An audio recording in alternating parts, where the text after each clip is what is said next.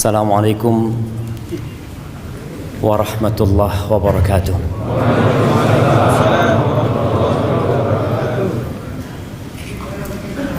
Alhamdulillah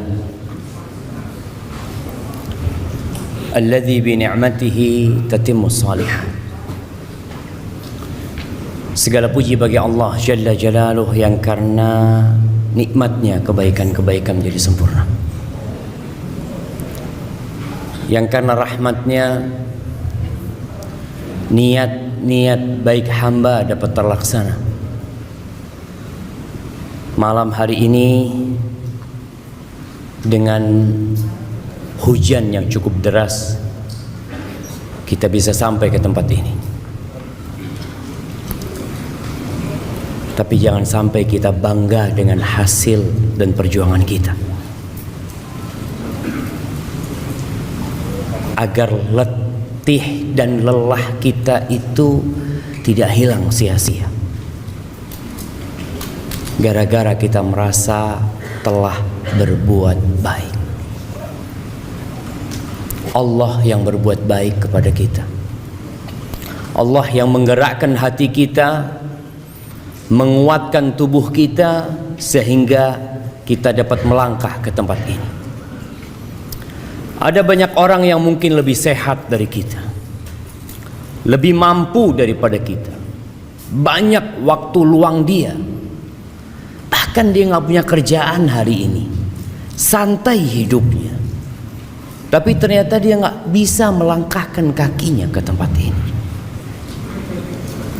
Maka hendaklah kita memuja dan memuji Allah Jalla Jalaluh atas nikmat yang Dia berikan. Oleh karena itu penghuni surga, tatkala mereka masuk surga, mereka tidak membanggakan perjuangan mereka, tapi mereka mengatakan alhamdulillahilladzi hadana lihada wa ma kunna linahtadiya laula an hadanallah.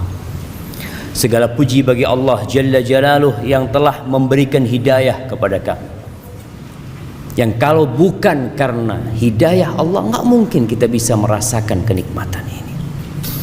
Dan Allah Jalla Jalaluh berfirman, walaula fadlullahi alaikum wa rahmatuhu ma zaka minkum min ahadin abada. Andai kata bukan karena karunia Allah dan rahmatnya kepada kalian, tidak ada satupun manusia di antara kalian yang bersih. Ada.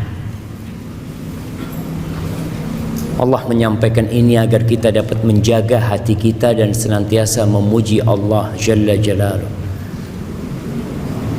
Dan kita bisa bayangkan bagaimana perjuangan Nabi kita Muhammad alaihi salatu wassalam. 13 tahun di kota Mekah dengan segala kesulitan yang harus dihadapi. 10 tahun di kota Madinah dengan peristiwa-peristiwa yang memilukan hati. Di akhir hayatnya beliau sholat sampai bengkak kaki. Ketika turun firman Allah, idza jaa nasrullahi wal fath wa ra'aitan nas yadkhuluna fi dinillahi afwaja. Apabila datang pertolongan Allah, datang kemenangan, orang-orang berbondong-bondong untuk masuk ke dalam agama Allah ini. Apa kata Allah kepada nabinya? Fasabbih bihamdi rabbik. Engkau bertasbihlah memuji Tuhan. Bayangkan. Fasabbih bihamdi rabbika wastaghfir. Disuruh minta ampun sama Allah jemaah. Itu nabi. Agar kita tahu bahwasanya kalau bukan karena karunia Allah, kita nggak akan bisa jadi orang yang bersih jemaah. Nabi disuruh beristighfar dan memuji Allah serta menyucikannya dari segala kekurangan. Innahu kana tawwaba. Maka semoga Allah membantu kita untuk senantiasa bersyukur kepada Allah, memuja dan memujinya. Allahumma salli wa sallim wa zid wa barik wa an'im ala abdika wa rasulika sayyidina wa maulana Muhammad wa ala alihi wa ashabihi ajma'in. Ya Allah, semoga salawat, salam, berkah dan nikmat senantiasa Engkau curahkan untuk hamba kekasih-Mu, untuk baginda Nabi kita Muhammad alaihi salatu wassalam, untuk keluarga beliau, untuk istri-istri beliau, untuk putra-putri beliau, dan untuk seluruh sahabat Nabi. Semoga Allah meridai kita bersama mereka. Amma ba'd. Masya Allah, senang ana lihat masjid ini. Semoga Allah memberkahi masjid ini menjadi tempat sentral kegiatan dakwah. Jamaah rahimakumullah, selama pandemi ini yang sepertinya kita juga belum selesai dari pandemi. Apa buktinya pandemi belum selesai? Nah, jamaah, antum masih pakai masker hari ini. Nah, ana izin minum dulu ya.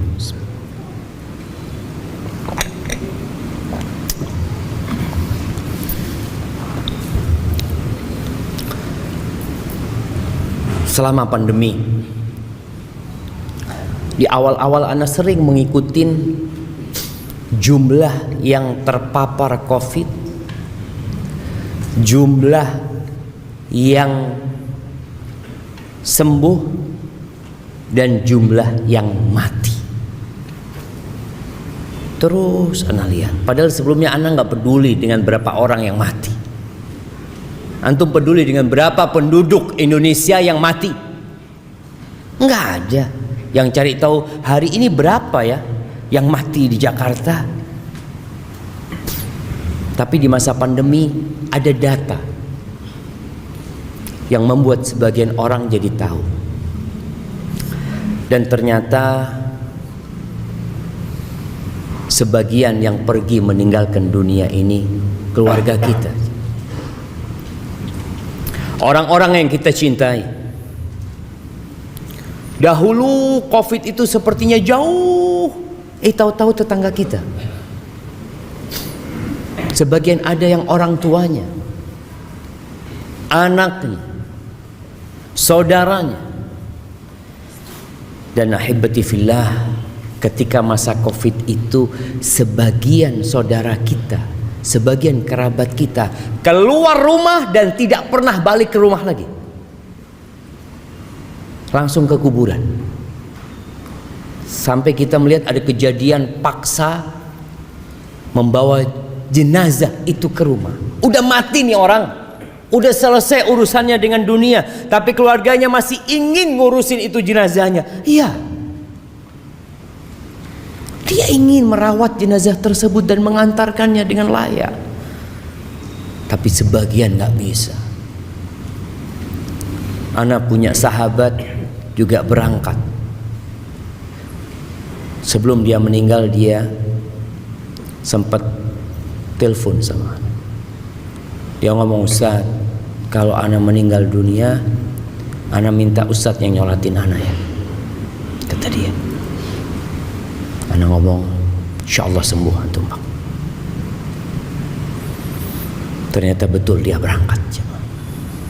Dibawa jenazahnya pakai ambulan, gak boleh turun dari ambulan. Kemudian kita mengantarkan jenazahnya, gak boleh kita mendekat dari kuburannya. Allahu Akbar, ada apa syama? Ahibati fillah, ada juga berita-berita yang menyedihkan. Anak-anak bermain-main di sungai, Tahu-tahu dia nggak pernah keluar lagi dari sungai itu. Ada yang naik motor dan tidak pernah balik ke rumahnya. Dan ada orang-orang yang sampai hari ini jasadnya pun tidak ditemukan. Gak tahu ada di mana. Tapi yang jelas ada kehidupan setelah kehidupan ini. Itulah yang akan kita bicarakan, tentang perjalanan setelah kita mati. Kita kemana jemaah? Yang kita dapat lihat dengan kasat mata, orang itu meninggalkan rumahnya.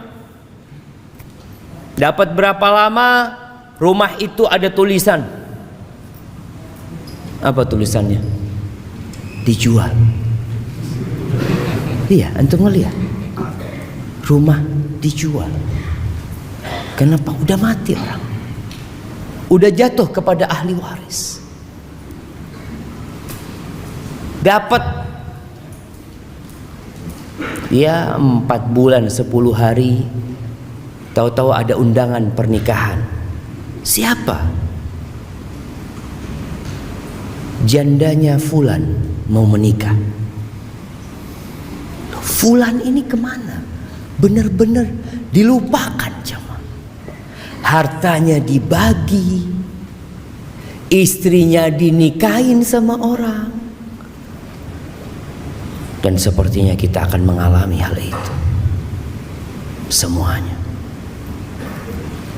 Kalau kita mati kemudian selesai urusannya, selesai mati jadi bangkai, selesai sudah, maka kematian itu akan menjadi tempat peristirahatan,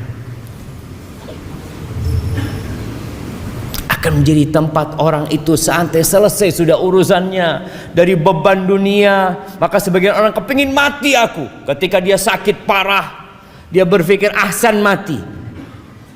Bagaimana engkau tahu kematian itu lebih baik buat dirimu? Boleh jadi di tempat itu engkau lebih tersiksa. Maka Nabi SAW mengatakan, la yatamannayanna ahadukumul maut li dhurrin nazala bihi. Jangan ada yang berharap kematian gara-gara penyakit yang menimpanya. Karena kematian itu hadzimul ladzat, pemutus segala kelezatan. Antum ketika hidup masih bisa menambah 1 kalimat tasbih, 1 kalimat tasbih, subhanallah. Mungkin 2, subhanallah. Mungkin 3, subhanallah. Yang 1 tasbih itu bisa jadi lebih baik dari kota Jakarta. Wal baqiyatus salihatu khairun 'inda rabbika wa khairun amala. Itu lebih baik. Walau anna idza mitna turikna lakana al-mautu rahata kulli hayy. Ada seorang yang berpesan dalam bait-bait syairnya mengatakan, andai kata kalau kita mati itu kita dibiarin selesai udah, nggak diapa-apain, maka niscaya kematian itu adalah tempat istirahat buat setiap orang hidup. Walakinna idza mitna bu'itsna. Jadi masalah kita kalau mati, kita akan dibangkitkan kembali dan kita akan ditanyai tentang segala sesuatu. Segala sesuatu jemaah. Kita kadang-kadang dengar berita seorang public figure yang bunuh diri gara-gara dibully. Bunuh diri. Karena dia udah nggak tahan menghadapi warganet dan netizen. Dia bunuh diri. Dia pikir dengan mati selesai, beban hidupnya selesai, kegalauan hidupnya, kepedihan jiwanya selesai. Kata siapa jemaah? Maka nanti pada saat dibagikan rapot, orang yang mendapatkan kitab dengan tangan kirinya dari arah kirinya, apa kata dia? Ya laitani lam uta kitabiyah. Walam adri ma hisabiyah. Ya laitaha kanatil qadiyah. Dia berpikir, andai kata aku nggak dapat kitabku, nggak tahu dengan catatanku, andai kata kematian itu menyelesaikan segalanya. Selesai, istirahat ya. Antum punya utang, datang debt collector, ambil tali, seret, selesai sudah. Orang berpikir seperti itu.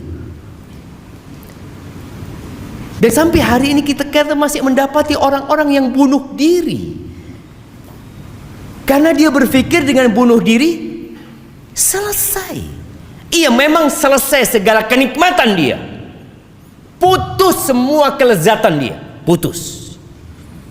Tinggal bencana dan azab yang menanti dia.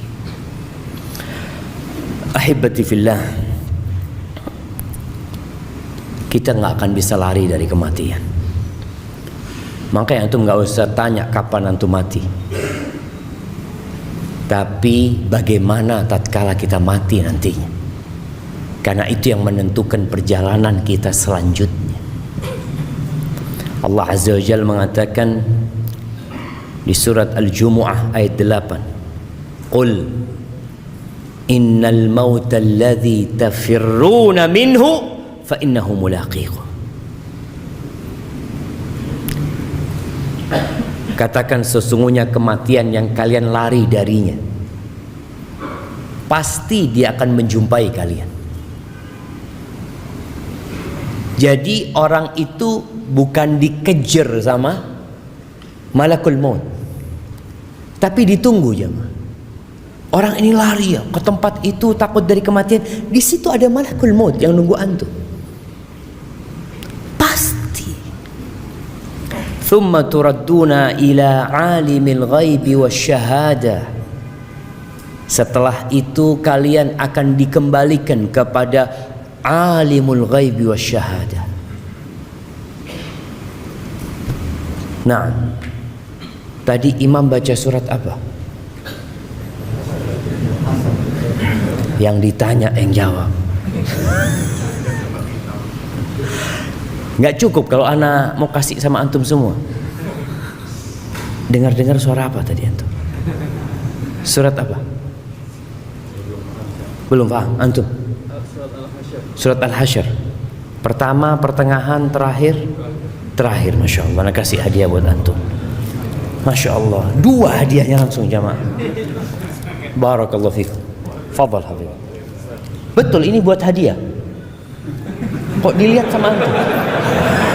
Soalnya panitia yang lihat kok besar banget hadiah. Nah, antum perlu baca tuh akhir surat Al-Hasyr. Antum perlu baca Al-Quran semuanya.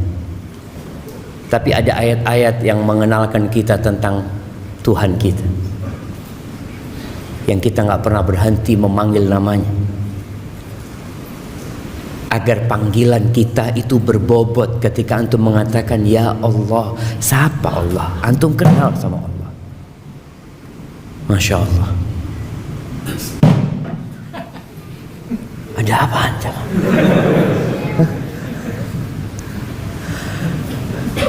Alimul ghaib wasyahadah. Huwallahu alladzi la ilaha illahu alimul ghaib wasyahadah huwar rahmanur rahim.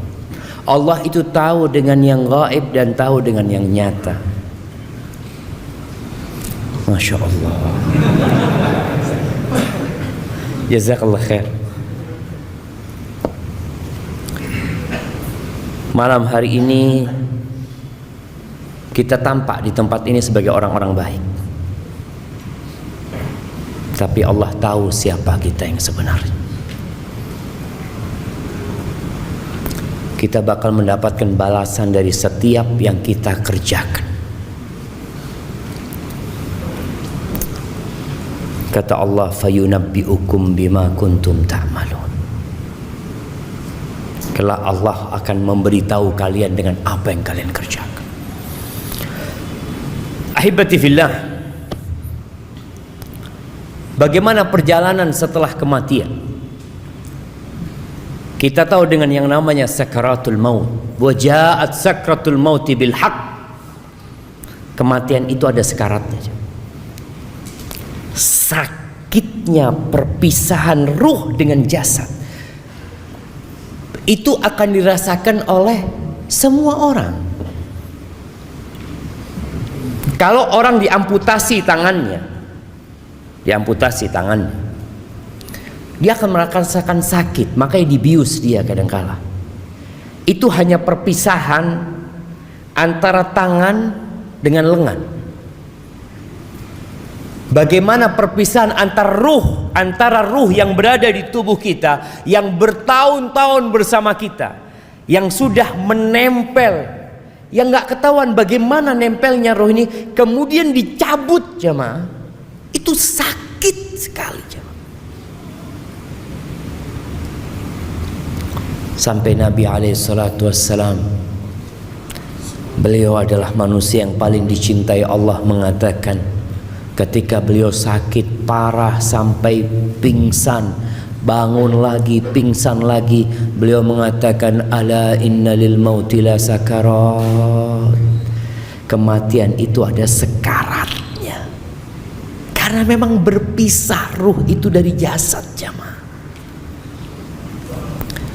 Kalau Nabi merasakan begitu pedihnya, karena memang Allah melipatkan pahala buat nabinya, menyediakan pahala yang begitu besar untuk nabinya, bagaimana dengan kita jemaah? Jemaah rahimakumullah, ruh akan dibawa oleh para malaikat.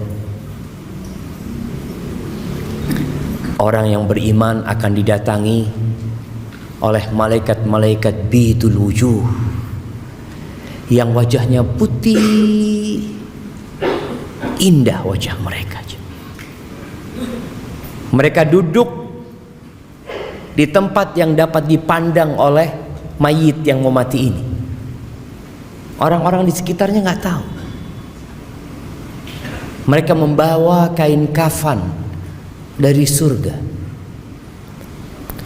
Kemudian setelah itu datang malaikat pencabut nyawa, memerintahkan kepada orang ini untuk keluar, ruh ini untuk keluar.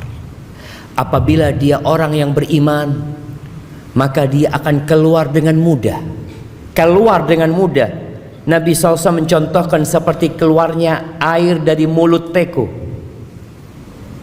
Tapi itu sakit. Nabi SAW merasakan sakit. Adapun kalau orang itu orang fajir, maka ruhnya juga akan keluar, tapi dia nggak mau keluar. Ketika diperintahkan keluar, dia berusaha untuk berpegangan dengan jasadnya supaya dia nggak keluar, karena dia disuruh keluar menuju ke azab Allah Azza wa Jalla. Maka Nabi mencontohkan seperti kawat gerigi yang berada di kulit domba yang basah, kemudian dia ditarik sehingga urat-urat itu ikut ketarik.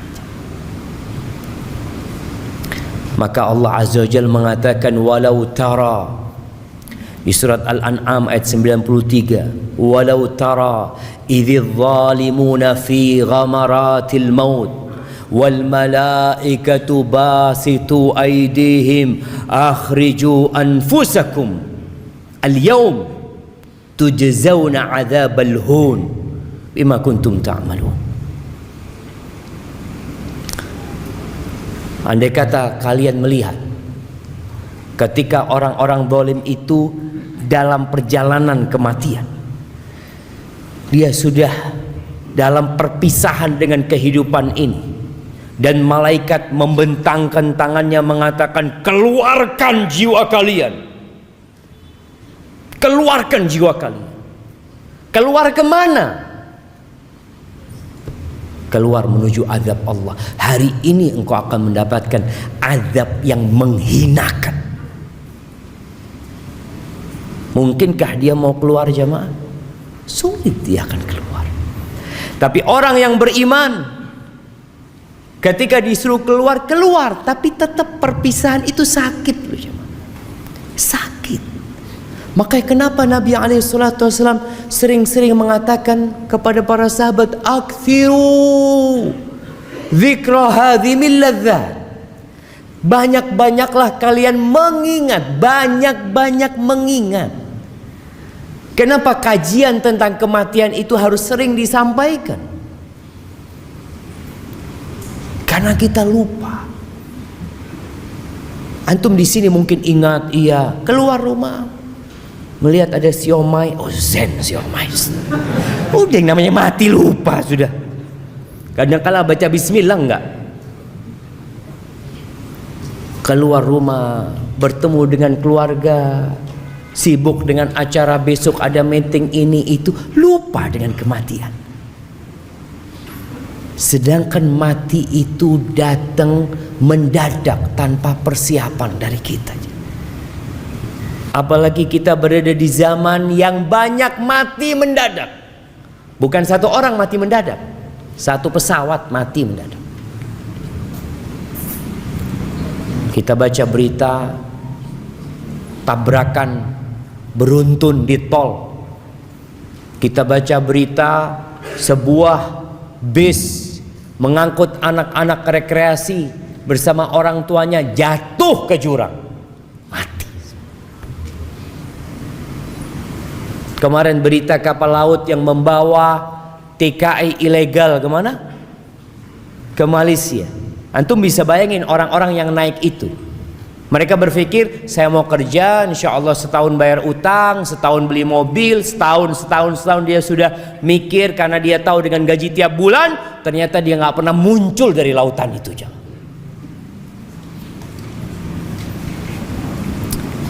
Ya, kita sering lupa. Makanya perlu diingatkan selalu. Ahibati fillah, ketika ruh ini keluar dari jasadnya, kalau dia orang yang soleh tadi, malaikat-malaikat dari langit membawa kafan dari surga yang wangi, dibungkus itu jamaah, kemudian dibawa ke langit. Ini perjalanan ruh. Yang di rumah menangis, yang di rumah sedang sibuk memikirkan pemakaman jenazah. Ada yang berkata, gimana nih, kapan mau dimakamkan? Besok habis zuhur, apa jam 9, apa habis asar? Oh, ada anaknya yang ditunggu dari Padang, besok pagi akan terbang. Nih keluarga nggak mikirin ruhnya kemana nih. Yang dipikirkan sama keluarga apanya? Jasadnya. Jasad ini akan kembali ke tanah. Kemudian malaikat membawa ruh itu menuju ke langit. Ini buat orang yang soleh. Hatta yantahu biha ila sama'id dunya, ke langit yang terendah. Fayastaftihuna lahu, kemudian mereka minta dibukakan izin untuk masuk. Fayuftah lahu, dibukakan.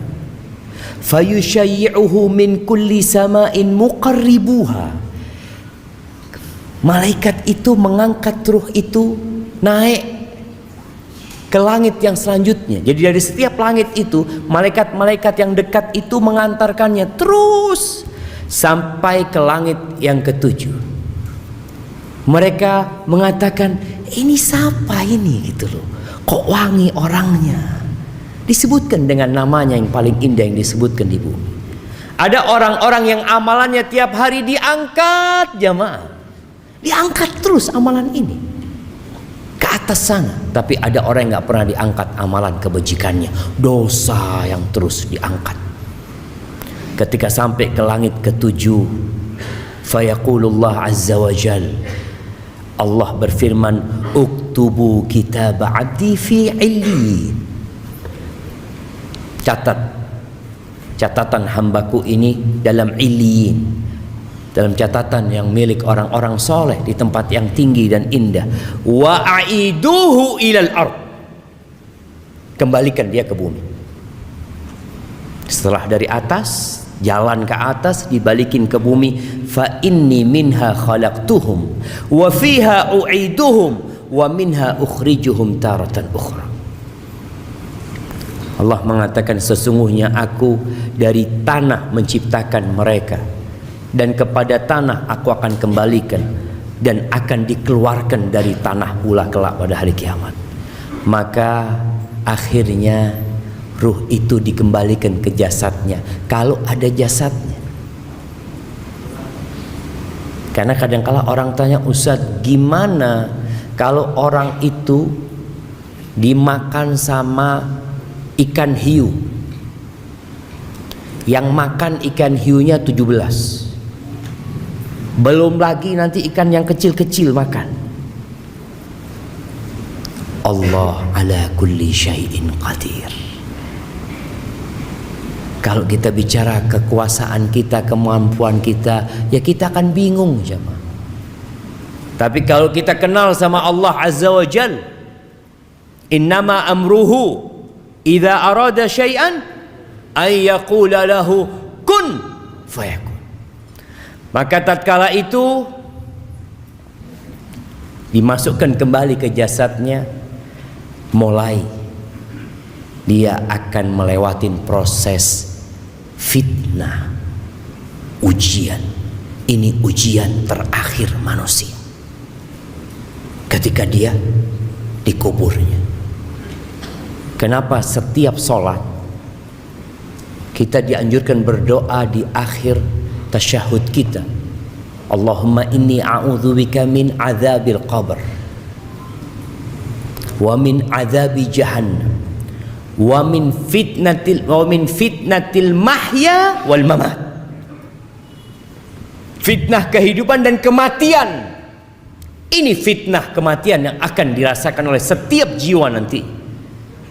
Dia didudukkan oleh malaikat, ditanya tentang 3 pertanyaan. Adapun kalau orang kafir yang mati atau orang fajir, maka sama, ruhnya akan diangkat. Nabi SAW menyebutkan, fayas'aduna biha fala yamurruna biha ala mala'in minal malaika. Dibawa tuh ke atas, tidak pernah mereka melewatin malaikat kecuali malaikat akan mengatakan, ma hadzal ruhul khabith. Ruhnya siapa? Ruh yang busuk ini siapa? Nggak kenal tuh malaikat-malaikat. Fayaquluna fulan bin fulan. Disebutkan nama itu. Ya bukan, mudah-mudahan bukan nama kita yang disebutkan jemaah. Artinya disebutkan nama orang ini, orang yang jahat ini, bi akbahi asma'ihi allati kana yusamma biha fid dunya, dengan nama yang paling buruk yang dinamakan dia di dunia. Kita tahu kalau yang namanya penjahat itu punya banyak nama alias, apa namanya? Inisial. Alias fulan, kan banyak namanya. Padahal nama sebenarnya bagus. Umpamanya namanya dia siapa? Sirajuddin namanya. Tapi karena dia penjahat, dia nggak pakai nama itu, disebutkan alias fulan, alias fulan, alias fulan. Dia akan dipanggil dengan nama yang paling buruk yang dipanggil di dunia. Kemudian hatta yuntaha bihi ila sama'id dunya, sampai ke langit dunia, minta dibukakan, fala yuftahu lahu, nggak dibukakan buat ruh ini. Thumma qara'a Rasulullah SAW, la tufattahu lahum abwabus sama, nggak akan pernah dibukakan buat mereka pintu-pintu langit. Wala yadkhulunal jannah, dan tidak akan pernah masuk surga tuh orang kafir. Masih ada orang-orang yang mengatakan mungkin di surga itu ada orang non muslim, ada orang kafir, fulan. Mungkin. Iya, orang Islam ada yang mengatakan itu. Kita katakan nggak ada orang kafir di surga. Emangnya ustadz yang punya kunci surga? Emangnya antum juga punya kunci surga, bisa masukkan terserah antum? Antum bisa memasukkan semau antum. Anda mau masukkan fulan. Yang punya surga itu Allah Azza wa Jal. Dan Allah katakan, wala yadkhulunal jannah, mereka tidak akan pernah masuk surga, nggak bakalan masuk surga sampai onta itu masuk di semil khiyat, di lubangnya jarum. Nggak bakalan. Andai kata mereka datang dengan sepenuh bumi ini emas jemaah, mereka ingin menebus diri mereka. Innal ladzina kafaru wa matu wa hum kuffar falan yuqbala min ahadihim mil'ul ardi dhahaban. Itu orang-orang kafir yang mati dalam kondisi kafir. Yang mati loh jemaah. Kalau yang masih hidup kita doakan semoga dapat hidayah, semoga dia mendapatkan petunjuk. Tapi yang mati dalam kondisi kafir, kata Allah Azza wa Jalla, tidak akan diterima dari mereka sepenuh bumi ini emas. Ana pernah sodakoh ketika hidup segunung Semeru emas, nggak diterima. Jangan Semeru, sepenuh bumi ini emas, tapi karena engkau kafir, nggak bakal diterima sama Allah Azza wa Jalla, nggak akan dapat menebus dirinya. Sedangkan orang-orang beriman, apa kata Nabi SAW? Ittaqun nar walau bisyiqqi tamrah. Selamatkan diri kalian dari api neraka walaupun dengan setengah butir kurma. Jangan bicara sepenuh bumi ini emas, setengah butir kurma itu dapat menyelamatkan kita dari api neraka, asalkan beriman. Emangnya permintaan Allah berat ya ma? Allah hanya minta qul la ilaha illallah. Allah minta itu. Nabi SAW ketika berdakwah keliling ke pasar-pasar di kota Mekah, ke tempat-tempat perkumpulan orang-orang Quraisy, ke tenda-tenda orang-orang yang sedang haji dari berbagai penjuru Jaziratul Arab. Apa yang Nabi pinta dari mereka? Kemudian beliau membaca firman Allah, "Wa man yusyrik billah faka'annama kharra minas sama' fatakhtafuhu at-tayr." Barang siapa yang melakukan kesyirikan, menyekutukan Allah, maka dia seperti seorang yang jatuh dari langit kemudian disambar oleh burung. Au tahwi bihi rih fi makanin sahik, atau dibawa oleh angin menuju tempat yang jauh sekali. Kemudian ruhnya dibalikin ke jasadnya lagi, maka dimulai pertanyaan oleh Munkar dan Nakir. Ahibati fillah, ketika ini bicara yang di dunia sekarang, yang sibuk dengan jasadnya, ruh ini sudah melakukan perjalanan, yang di rumah masih sibuk. Sibuk ngapain? Kuburannya belum digali, belum nemu kuburan,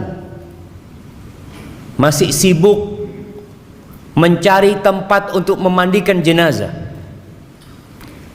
Padahal Nabi alaihi salatu wassalam bersabda, asri'u bil janazah. Dalam hadis riwayatkan Imam Bukhari dan Muslim, asri'u bil janazah. Cepat kalian ngurus jenazah itu, cepat. Udah selesai urusan di hadapan dunia, udah selesai gitu. Kalau nggak ada yang ditunggu lagi, cepat selesaikan.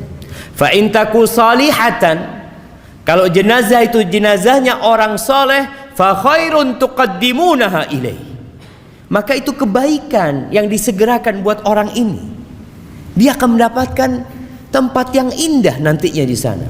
Wa in taku siwa dzalik, tapi kalau ternyata dia orang yang bukan orang baik, maka fasyarrun tadaunahu an riqabikum, keburukan yang lebih cepat kalian taruh dari pundak kalian, selesaikan. Dan ternyata jenazah ini di alam yang berbeda. Tadi ruh itu hidup,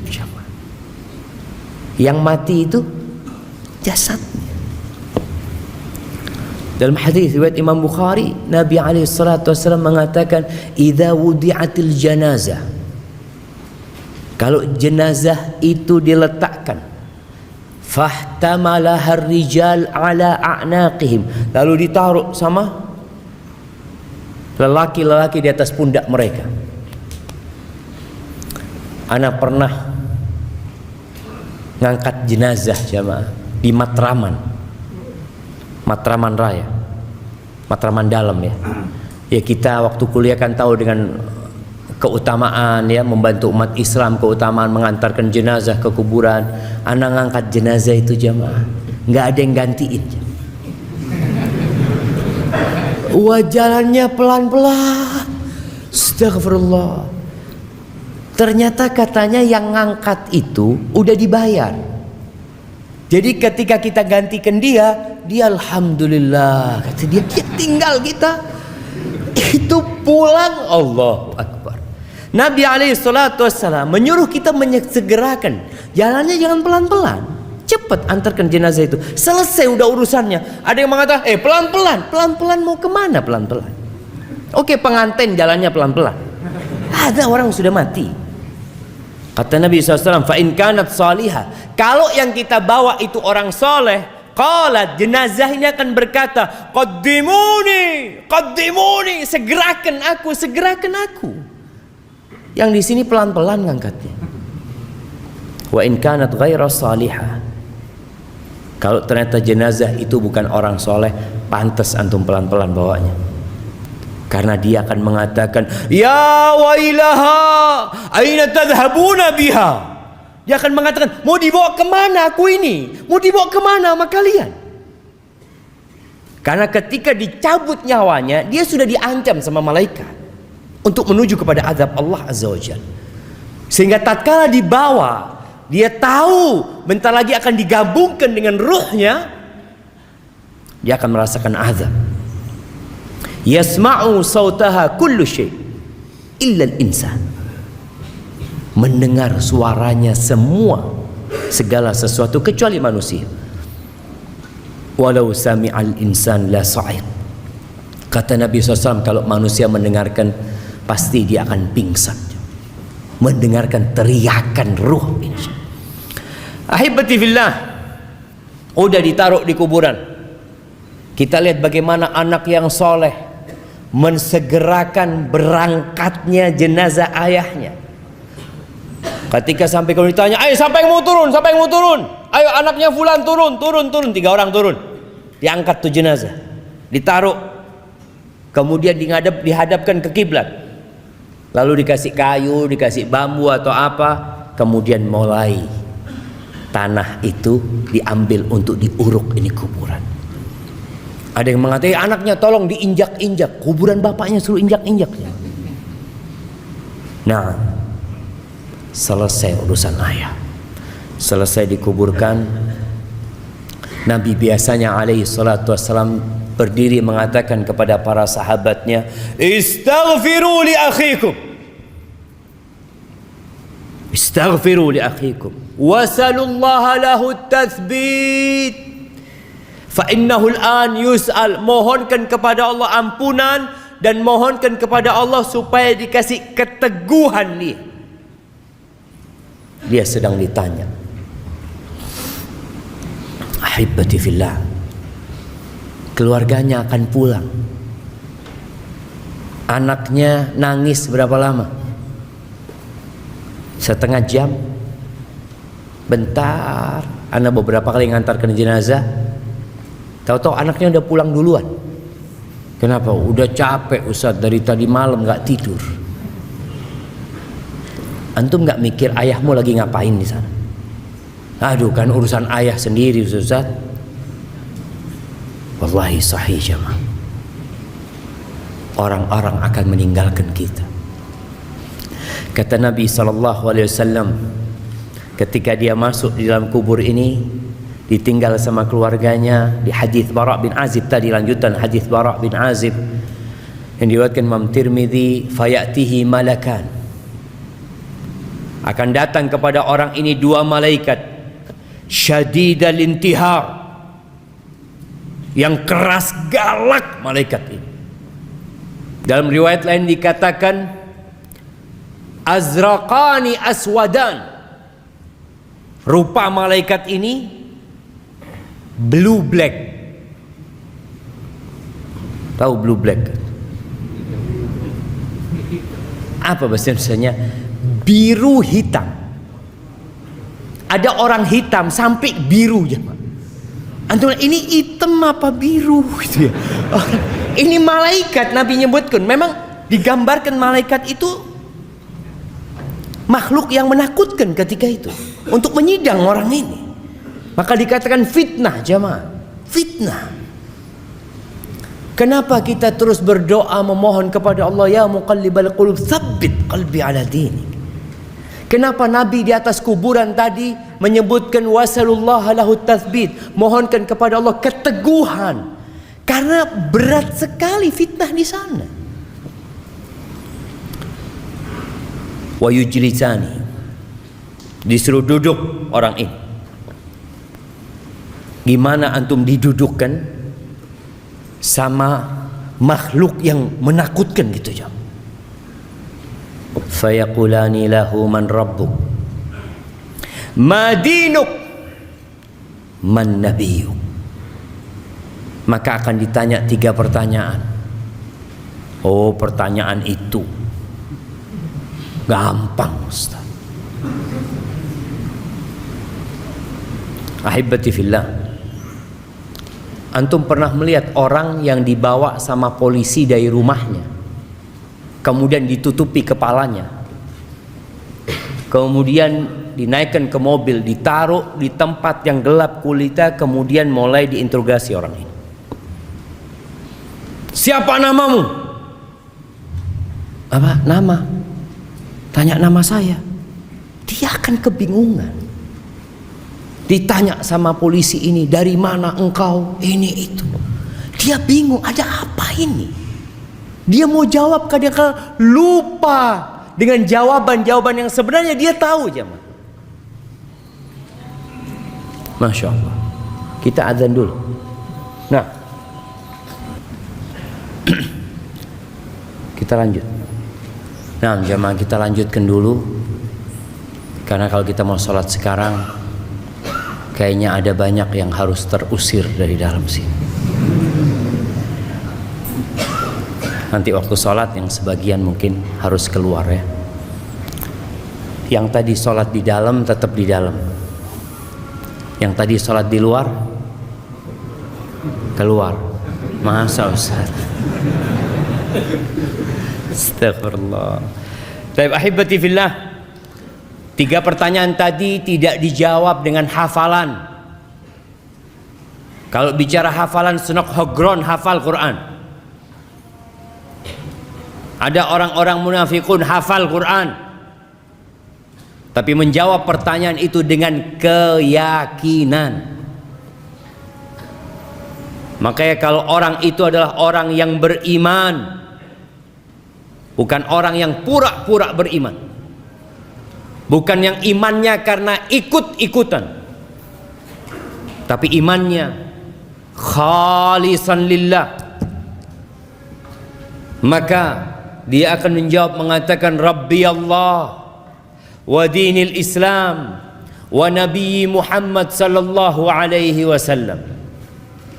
Kemudian akan ada yang menyeru dari langit mengatakan an sadaqa abdi, benar, benar.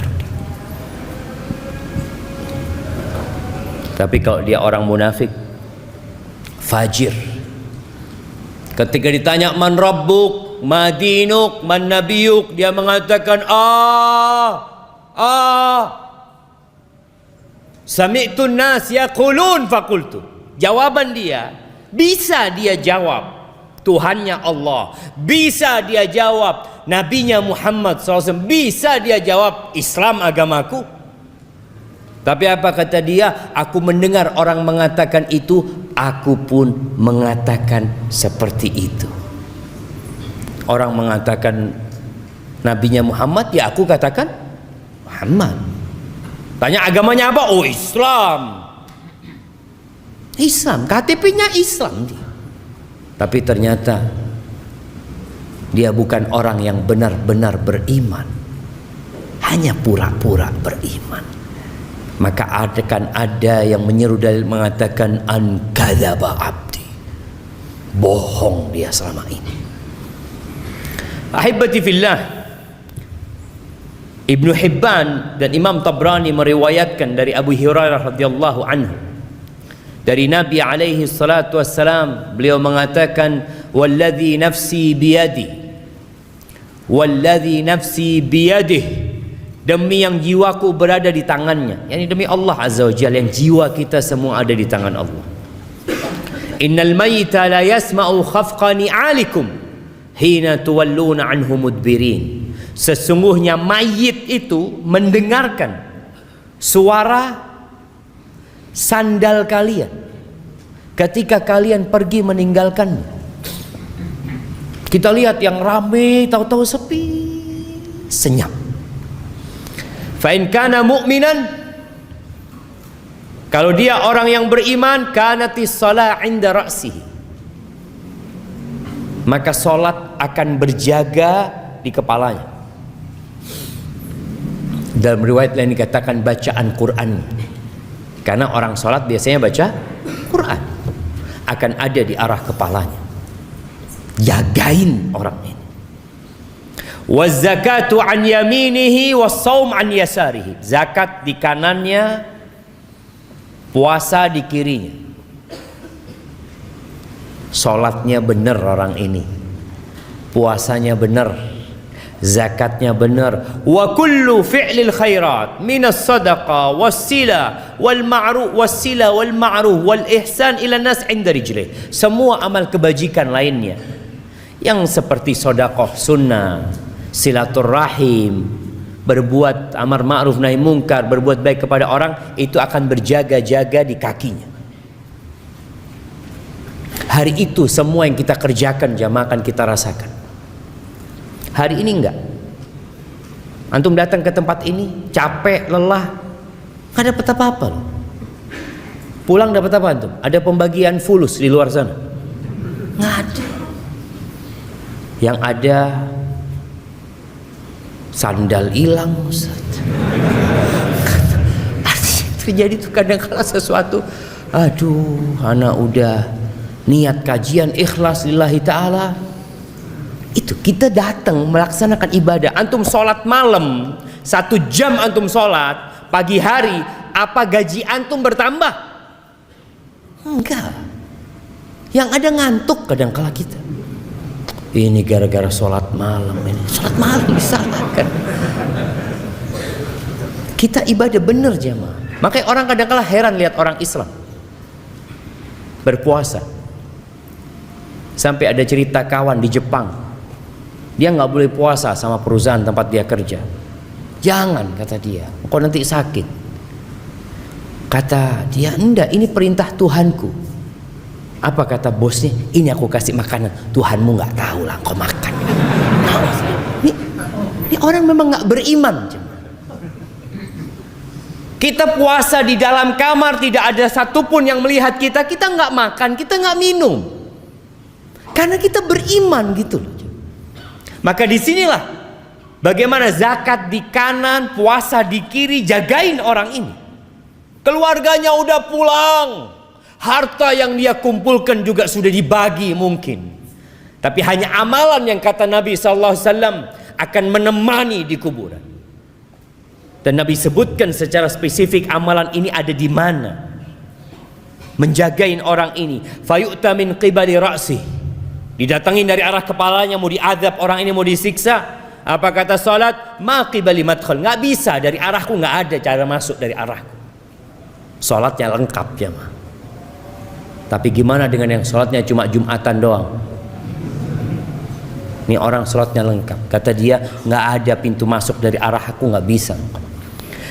Wa yu'ta an yamini, dari kanan datang, maka zakat mengatakan nggak ada. Orang ini selalu membayar zakat, gitu deh. Nggak ada. Masuk dari tempatku nggak bisa. Dari yang lain mungkin bisa, tapi dari sini nggak bisa. Dia memang jaga di sana. Datang ke kanan, masya Allah. Puasanya belain orang ini. Ada sebagian orang yang rajin zakat, tapi nggak puasa. Kita juga melihat ada orang yang puasa Ramadan tapi nggak sholat. Kalau waktu berbuka, masya Allah, buka bersama kita, insya Allah. Waktu sholat maghrib, aduh, anak pulang duluan. Ada orang nggak sholat ya, man. Maka engkau akan lihat dari mana engkau akan disiksa. Kemudian datang dari arah kirinya, arah kakinya, semua amal soleh. perbuatan baik kepada manusia akan mengatakan ma qibali madkhal, nggak ada tempat masuk dari tempatku. Fayuqalahu ijlis, dia katakan duduk engkau sekarang. Udah, malaikat ini nggak bisa nyiksa orang ini. Lalu diperintahkan untuk duduk. Fayajlis, duduk jemaah. Ini di alam barzakh. Yang tadi kita bicarakan keluarganya ini mungkin anaknya sudah tidur, istrinya udah capek semua. Nih orang belum selesai urusan. Kemudian orang ini duduk. Qad muthilat lahu syamsu qabl danat lil ghurub. Digambarkan kepada orang ini di alam sana ada matahari yang sedang mau tenggelam. Apa kata Nabi SAW? Orang ini tanya lagi, akhbirna amma nas'aluk. Kita mau tanya sama engkau jawab pertanyaan kami. Apa kata orang ini? Da'ni hatta usalli. Tunggu dulu, aku mau sholat dulu, kata dia. Karena dia orang yang rajin sholat. Ketika lihat matahari mau tenggelam, dia tahu belum sholat, dia kata dia. Biarkan aku mau sholat dulu, mau sholat asar mungkin dia. Pikiran dia, ini orang kalau sudah cinta dengan sholat, dia tidak akan pernah berpikir meninggalkan sholat. Fayuqal innaka sataf'al, engkau akan sholat bentar lagi kata malaikat ini, tapi jawab dulu pertanyaan kami. Lalu orang ini mengatakan, wa amma tas'alunani, apa yang kalian hendak tanyakan? Pertanyaan yang pertama disebutkan dalam hadis ini, ara'aita hadzal rajul alladzi kana fikum, apa pendapatmu tentang orang ini? Apa kesaksianmu atas dia? Lalu orang itu tanya, siapa? Muhammad. Muhammad maksud. Dia langsung tahu siapa yang dimaksud sallallahu alaihi wasallam. Fa yuqalu na'am, iya betul tentang Muhammad. Asyhadu annahu Rasulullah sallallahu alaihi wasallam. Tadi kita dengar azan. Kenapa kita dianjurkan untuk menjawab azan itu? Supaya yang bersaksi bukan hanya muadzinnya, antum juga bersaksi. Maka Nabi SAW mengajarkan agar kita tatkala mendengar muadzin mengatakan asyhadu anna Muhammad Rasulullah wa ana asyhad, wa ana asyhad, dan aku juga bersaksi bahwa Muhammad adalah Rasulullah. Jangan dibiarkan lewat itu kesaksian jemaah. Wa annahu ja'ana bil bayyinat min indillah, dia datang membawa kebenaran dari sisi Allah. Fasaddaqna, maka kami percaya dengan dia, yakin sama dia. Fayuqalu lahu ala dzalika hayy, di atas itu engkau hidup dan di atas itu engkau mati. Wa alaihi tub'atsu insyaallah, dan engkau akan dibangkitkan di atas kalimat itu juga, kesaksian itu. Adapun kalau orang-orang munafik tadi kita sudah sebutkan bagaimana dia menjawab. Malaikat akan mengatakan kepada la darait wala talaut, engkau enggak tahu, engkau enggak belajar, engkau enggak baca, hidup hanya ikut-ikutan saja. Maka akan ada yang menyeru dari langit mengatakan hambaku ini telah berdusta. Ahibati fillah, selesai pertanyaan, Allah Azza wa Jalla memberikan sebuah karunia kepada orang yang soleh ini. Apa? Ada yang menyeru dari langit mengatakan hambaku telah jujur benar, fa'afrishuhu minal jannah, kasih dia permadani dari surga. Kadangkala ada kuburan yang kita lihat becek. Musim hujan ini sampai pakai pompa air ngeluarkan air. Kadangkala kering dikit langsung dimasukkan itu jenazah, udah selesai sudah. Tapi kalau dia orang soleh, setelah pertanyaan selesai, hamparkan bagi dia permadani dari surga. Wa albisuhu minal jannah, berikan pakaian dari surga. Waftahu lahu baban ilal jannah, bukakan bagi dia pintu ke surga. Maka dibukakan di kuburnya itu, dibukakan pintu sehingga datang aroma surga, wanginya surga, dan kuburnya kata Nabi SAW, wa yufsahu lahu fi qabrihi madda basarih, Kuburnya diluaskan sepanjang dia memandang. Karena apa? Karena kuburannya ada di apa, kuburan yang mahal di Jakarta? Sandiaga. Sandiaga. Apa? Sandiaga Hill. Karena di sana jadi luas lah, karena amalannya. Dalam kehidupan di dunia ini kita mendapatkan bagian kesenangan bukan karena amalan. Antum bisa lihat orang-orang yang selalu berada di sop pertama kadangkala hidupnya miskin, melarat. Tiap malam dia baca 1 juz, sulit ekonominya, bencana menimpa dia. Karena memang dunia ini darul amal, tempat untuk beramal, bukan untuk bersenang-senang di sini. Hisabnya nanti.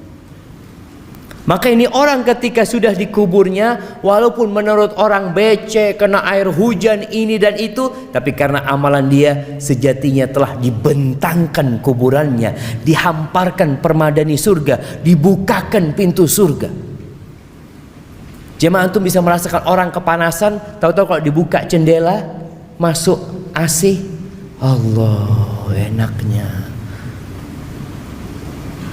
Dan dia akan merasakan aroma dan udara surga itu mulai di kuburan sana. Bagaimana Rasul sallallahu alaihi wasallam pernah mengatakan, innal qabra awwalu manzilatin min manazilil akhirah. Kuburan itu tempat persinggahan pertama ke akhirat. Terminalnya itu di kuburan tuh. Kalau di situ mudah hidupnya, yang selanjutnya insya Allah aman. Tapi kalau sudah di sana nggak benar, yang selanjutnya akan lebih berat. Kemudian ya namanya orang kalau sendirian, walaupun tempatnya luas nyaman, tetap kesepian. Antum bisa rasakan. Antum dikasih rumah luasnya 500 meter persegi, kamarnya ada 17. Antum sendirian jemaah. Kira-kira gimana perasaan antum di sana? Kayaknya ahsan ana di gubuk reot tapi sama sohib-sohib. Ada kawannya. Maka Allah memberikan kawan kepada orang ini. Wa yatihi rajulun hasanul wajhi. Datang kepadanya seorang dengan wajah yang indah. Hasanul thiyab, pakaiannya bagus, thayyibur ri, aromanya wangi. Lalu tiba-tiba orang ini mengatakan, absyir billadzi yusurruk. Bergembiralah engkau dengan yang menyenangkan hatimu. Hadza yaumuka alladzi kunta tu'adu. Ini hari yang engkau dikasih janji. Kita semua dikasih janji sama Allah, Allah akan kasih balasan sama kita. Allah tidak pernah ingkar janji. Dan itu hari pertama Allah menepati janjinya, akan adanya pahala yang sudah Allah jelaskan. Allah menepati janji di dunia dan menepati janji di akhirat. Tapi ini dalam kehidupan akhirat. Ini hari yang engkau telah dijanjikan. Akan adanya hari kebangkitan nantinya, dimulai dari sini. Kemudian orang ini tanya, ya Allah, mudah-mudahan kita yang mengatakan itu. Man anta? Kamu siapa ya? Gak kenal orangnya. Fawajhukal wajhul ladzi yaji'u bil khair. Wajahmu wajah orang yang membawa kebaikan, kata dia. Karena dia gak kenal, kata orang ini, ana amaluka saleh. Aku amal solehmu. Fayaqul rabbi aqimis sa'ah. Maka orang ini akan mengatakan, wahai Rabbku, bangkitkan kiamat. Kenapa? Karena dia belum bisa masuk surga. Masih ada jendela, ada pintu yang dapat merasakan aromanya surga. Tapi belum bisa dia masuk surga sampai kiamat nantinya. Kemudian dia mengatakan, ya Allah, bangkitkan kiamat agar aku bisa kembali ke keluargaku dan hartaku. Maka dikatakan, uskut, belum waktunya, sudah engkau di sini dulu. Disuruh istirahat, dia merasakan kenikmatan di dalam kuburan tersebut. Kalaupun orang-orang kafir, ya, dia akan dimulai disiksa di sana. Dalam hadis riwayat Abu Dawud, Nabi SAW menyebutkan orang ini akan didatengin orang tadi, akan dibukakan pintu ke neraka, akan dikasih hamparan permada dari neraka. Dia akan mencium aromanya neraka, busuknya neraka. Kemudian datang orang yang wajahnya buruk, jelek, busuk, lalu mengatakan, abshir billadzi yasu'uk, bergembiralah engkau dengan yang menyulitkanmu, yang buruk buat hidupmu. Ini hari yang engkau dijanjikan. Lalu apa kata orang ini? Engkau juga semoga dapat keburukan. Orang kan kalau dikasih berita buruk marah dia cuma. Maka mayit ini juga marah. Man anta? Siapa engkau? Wajahmu wajah yang membawa keburukan, aromamu buruk. Kata orang ini, ana amalukal khabith. Aku amal burukmu. Kau nggak kenal sama aku. Aku amal burukmu, kata dia.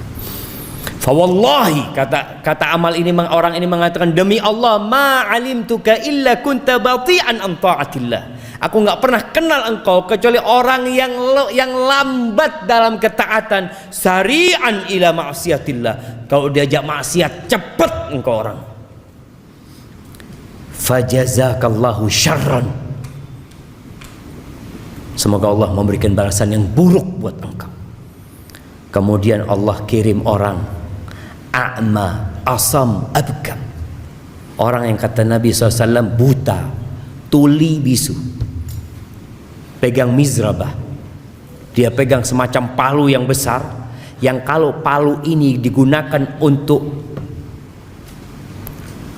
menghantam gunung Semeru itu jamaah, kana turaban, gunung itu akan jadi rata sama tanah, jadi debu. Lau duriba biha jabalun kana turaban fayadribuhu, maka orang ini dipukul dengan palu itu sampai menjadi debu. Kemudian dikembalikan, kemudian dipukul, dia berteriak-teriak, dia menjerit, tapi nggak ada gunanya, nggak ada penyesalan yang bermanfaat pada waktu itu. Selesai sudah. Karpetnya dari neraka, aroma neraka datang, maka dia hidup dalam ketakutan sampai kiamat. Berapa tahun kita hidup di dunia? 70 tahun mungkin, kalau sampai. Maka ahibati fillah, jangan sibuk dengan perjalanan hidup di dunia, lupa dengan perjalanan hidup setelah kematian yang akan lebih lama dan lebih panjang hidup kita di sana. Nabi kita Muhammad alaihi salatu wassalam, berapa lama hidup di rumah yang hanya 5 kali 5? Berapa lama beliau hidup di rumah itu? Di kota Madinah beliau hidup 10 tahun di tempat itu. Di Mekah penuh dengan gangguan, hidup selama 53 tahun Nabi SAW. Hanya 63 tahun di muka bumi ini. Dan Nabi di kuburannya sudah berapa tahun? Antum? Berapa tahun Nabi di kuburan?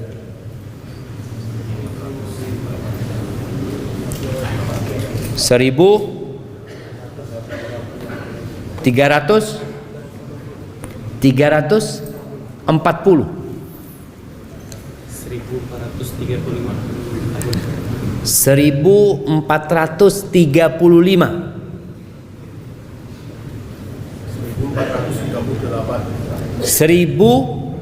1438. Kapan Nabi mati? Ngitungnya itu dari tanggal Nabi meninggal dunia. Nah, 1380. Ya, hampir benar. Belum benar. 1433. Sekarang tahun berapa? Tahun berapa? Sekarang 1443.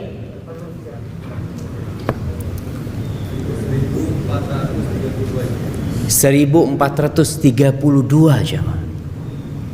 Nabi meninggal tahun 11 Hijriah. 1443 dikurangin 11 berapa? 32. Bener, nggak nyontek kan tuh? Kasihkan ke belakang. Oh, Masya Allah. Barakallahu fikum. Beliau sudah hidup di kuburannya 1432 tahun. Mana yang seharusnya kita pikirkan? Perjalanan yang mana? Ketika antum tahu mau melakukan perjalanan 2 hari, antum akan bawa bekal buat 2 hari itu. Kemudian dikatakan insya Allah 2 hari di sini, 2 tahun di sana. Mana yang antum akan pikirkan? Yang 2 hari ya secukupnya lah. Ana harus simpen untuk yang 2 tahun di sana. Barakallahu fikum. Udah selesai. Baik, ahibati fillah, itu yang dapat Ana sampaikan. Mungkin masih panjang perjalanan setelah kematian itu. Mudah-mudahan suatu saat kita bisa lanjutkan di tempat ini. Ana akan bacakan beberapa pertanyaan.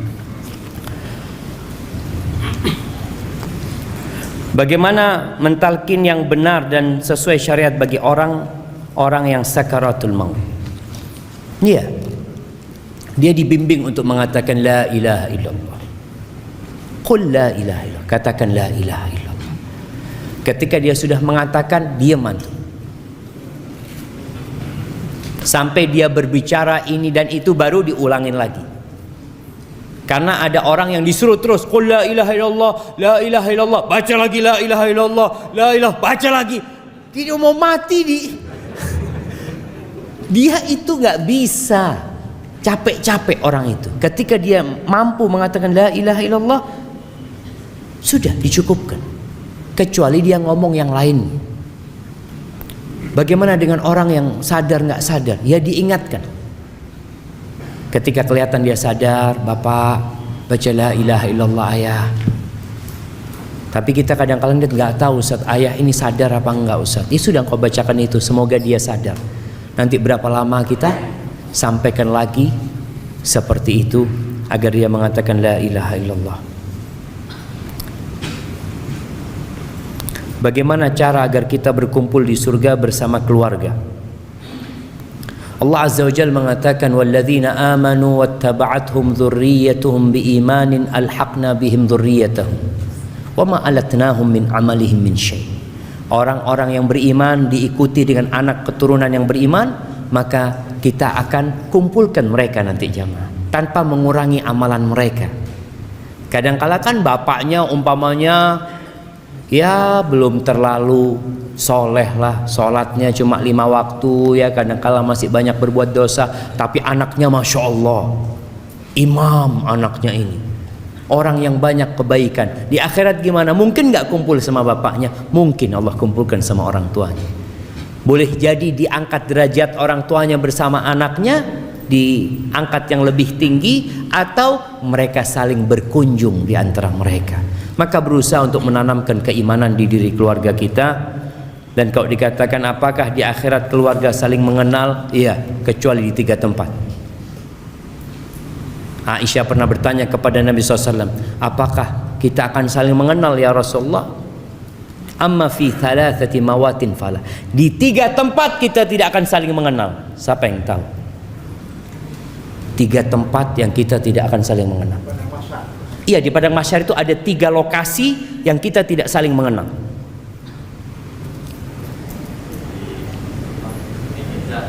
Di mizan, pada saat pembagian kitab amal, di sirat. Masya Allah, barakallahu fikum. Anak kasih yang besar buat antum jamaah. Nah, kasihkan kepada beliau itu, Masya Allah. Iya, di 3 tempat kita nggak akan saling mengenal. Ketika pembagian rapot, semua orang akan mengatakan nafsi, nafsi, nggak mikirin bapaknya, nggak mikirin anaknya. Bahkan Allah katakan yauma yafirrul mar'u min akhi wa ummihi wa abihi wa sahibatihi wa bani. Orang itu kan lari dari orang tuanya, lari dari anaknya, istrinya, keluarga, lari dia, nggak mau kenal sama mereka karena takut dimintain amalan, dimintain pahala sama mereka.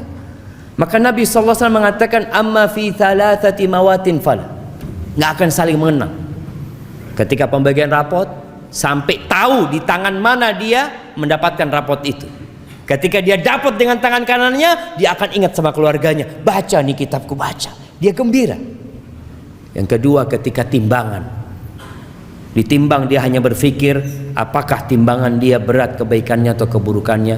Dan yang ketiga sirat.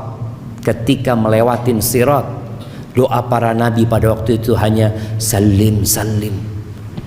Seperti itu. Barakallahu fikum.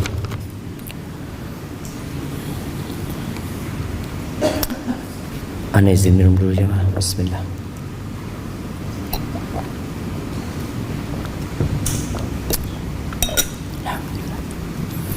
Saya seorang perempuan. Saya sedang belajar untuk mengenal Allah dengan lebih baik lagi. Dan ini pertama kali saya datang ke kajian. Masya Allah, saya senang sekali dengan temanya. Ustaz, saya mau bertanya, di mana letak keadilan Allah? Dan setelah hari kiamat, apakah kita bisa kembali melihat atau bertemu orang tua kita yang sudah meninggal dunia? Ahibati fillah, kalau bicara keadilan Allah, Allah itu adil dalam urusan dosa. Yang berbuat satu dosa dibalas satu. Fajaza'u sayyi'atin sayyi'atun mithluha. Tapi kalau bicara bicara kebaikan, Allah itu fadl, memberikan kelebihan. Makanya baca satu huruf, Allah lipat gandakan 10 kebaikan. Antum sedekah 1 juta, Allah bisa catat 700 kali lipat. Tapi antum berbuat satu dosa, nggak mungkin ditulis 2. Nggak mungkin. Bahkan keadilan Allah, man hamma bihasanah, yang ingin berbuat kebaikan kemudian tidak bisa melakukannya. Umpamanya dia kepingin datang kajian, ya Allah aku mau datang kajian nanti sore ini, tahu-tahu hujan, dia nggak berangkat, ditulis kebaikan buat dia. Kalau dia hadir, maka Allah tulis 10 kali lipat. Wa man hamma bi sayyi'ah falam ya'malha, yang ingin berbuat dosa kemudian dia urungkan, ditulis kebaikan. Ini karunia. Tapi kalau dia melakukan dosa 1, ya sudah, Allah akan balas, akan tulis 1. Inilah keadilan Allah Jalla Jalaluhu. Allah mengatakan, wa nada'ul mawazinal qista liyaumil qiyamati fala tudlamu nafsun syai'a. Kami akan meletakkan timbangan yang tepat. Nggak ada kecurangan di sana. Nggak ada satupun yang akan dirugikan. Nggak ada. Wa in kana mithqala habbatin min khardalin ataina biha wa kafa bina hasibin. Walaupun yang dia amalkan itu seberat biji sawi. Ini orang punya banyak dosa, dia punya kebaikan seberat biji sawi, Allah akan datang, ini kebaikanmu, nggak dilupakan jemaah. Kalau di dunia kita berbuat baik, lalu kita berbuat salah sama kawan kita biasanya mengatakan, sudah nggak ada maaf buat engkau. Tapi Allah enggak. Itu keadilan Allah Jalla Jalaluhu. Dan Allah mengirim para rasul supaya nggak ada alasan lagi untuk membantah Allah buat manusia. Dikasih tahu Allah itu tidak akan mengadab kecuali sudah mengutus rasul ke tempat itu. Barakallahu fikum. Kalau bertemu dengan orang tua tadi kita sudah sampaikan ya, kalau orang itu beriman, insya Allah kita bisa berkumpul kembali dengan orang tua kita yang mati dalam kondisi beriman. Bagaimana cara mengatasi kecemasan yang berlebihan karena memikirkan kematian seperti kehidupan setelah mati, takut amal yang tak cukup? Jazakumullah khair. Ahibati fillah, ada kondisi khawatir dengan kematian yang terpuji. Ingat mati semakin taat sama Allah, semakin banyak istighfarnya, meninggalkan kemaksiatan. Tapi ada orang yang ingat mati lalu nggak beramal. Dia cuma duduk doang. Ini berarti bisikan iblis. Ya apa saudara kalau saya mati ya? Ya kalau mati semua orang mati. Tapi bagaimana engkau ketika mati, itu yang harus dipikirkan.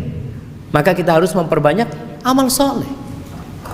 Kematian itu pasti datang, bukan hanya antum yang mati. Ada orang yang takut mati sehingga nggak mau keluar rumah. Takut Ustaz nanti nyebrang ketabrak. Emangnya antum kalau di rumah nggak mati? Apa antum nggak takut kalau di rumah tahu-tahu ambruk rumahnya? Semua akan mati. Maka kita disuruh mempersiapkan diri. Limithli hadza fa'iddu. Nabi pernah berdiri di atas kuburan, orang lagi gali kuburan. Nabi mengatakan kepada para sahabatnya sallallahu alaihi wasallam, limithli hadza fa'iddu, untuk yang seperti ini hendaklah kalian persiapkan. Afwan, saya ingin bertanya, bagaimana jika kita mati sebelum bertaubat? Dan bagaimana jika kalau sudah bertaubat sedangkan kita pernah melakukan dosa yang besar? Ahibati fillah, man taba taballahu alaih. Barang siapa yang bertobat, Allah akan menerima taubatnya. Tapi orang yang mati dalam kondisi belum bertobat, selama dia tidak melakukan kesyirikan, fa amruhu ilallah, tergantung kehendak Allah. Kalau Allah ampuni orang itu. Kalau Allah mau siksa, Allah siksa dengan dosanya. Intinya selama orang itu mati dalam kondisi Islam, mentauhidkan Allah, ada harapan diampuni. Baik diampuni kemudian dimasukkan ke surga, baik dimasukkan ke neraka dahulu untuk dicuci kemudian diangkat ke surga. Karena orang yang beriman niscaya akan masuk surga. Tapi tadi kondisinya tergantung amalan dia nantinya. Dan orang masuk surga itu karena rahmat Allah Azza wa Jalla. Ahibati fillah,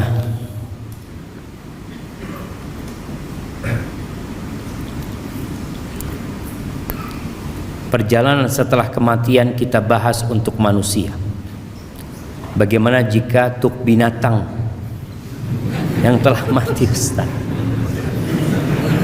Kenapa antum bingung sama binatang antum? Misalnya penyayang hewan kucing. Apa sama jika kucing atau hewan lainnya mati, kemana selanjutnya? Ahibati fillah,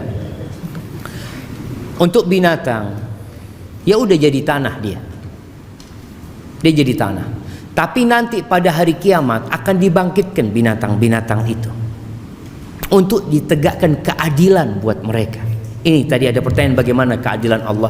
Allah akan tegakkan keadilan kepada binatang-binatang. Sampai kata Nabi SAW, Allah akan memberikan hak kisos, hak membalas pada hari kiamat buat kambing yang nggak bertanduk, yang ditanduk sama kambing yang bertanduk. Sampai binatang yang melakukan kedoliman kepada binatang lain. Beda kalau singa makan kambing, bukan dolim, karena Allah memang nyuruh dia makan itu gitu. Tapi ini yang antara sohib, ya kambing-kambing kadang kala mereka temennya lagi duduk-duduk tahu-tahu diseruduk gitu ya. Ini akan ditegakkan keadilan. Naam, Nabi SAW menyebutkan itu. Kemudian Allah mengatakan kepada mereka, kunu turaban, jadilah kalian tanah. Ketika orang-orang musyrikin melihat persidangan itu dan melihat binatang-binatang menjadi tanah, mereka mengatakan, ya laitani kuntu turaba, andai kata aku jadi tanah seperti mereka. Artinya nggak dihisap lagi, selesai urusan. Cuma kisos, setelah itu selesai. Jemaah, ana rasa ana cukupkan sampai sekarang ya. Mohon maaf pertanyaan nggak dijawab semuanya, karena ana malam ini harus meninggalkan Jakarta menuju ke Jember insyaallah. Doakan semoga Allah memberikan keselamatan kepada kita semuanya. Apabila benar yang ana sampaikan itu dari Allah Azza wa Jalla, kalau ada yang salah dan kurang berkenan itu dari diri ana pribadi, Allah dan Rasulnya terbebaskan dari kesalahan itu. Kurang lebihnya mohon maaf. Subhanakallahumma wa bihamdika, asyhadu an la ilaha illa anta, astaghfiruka wa atubu ilaik. Assalamualaikum warahmatullahi wabarakatuh. Subscribe dan aktifkan loncengnya biar nggak ketinggalan video berikutnya.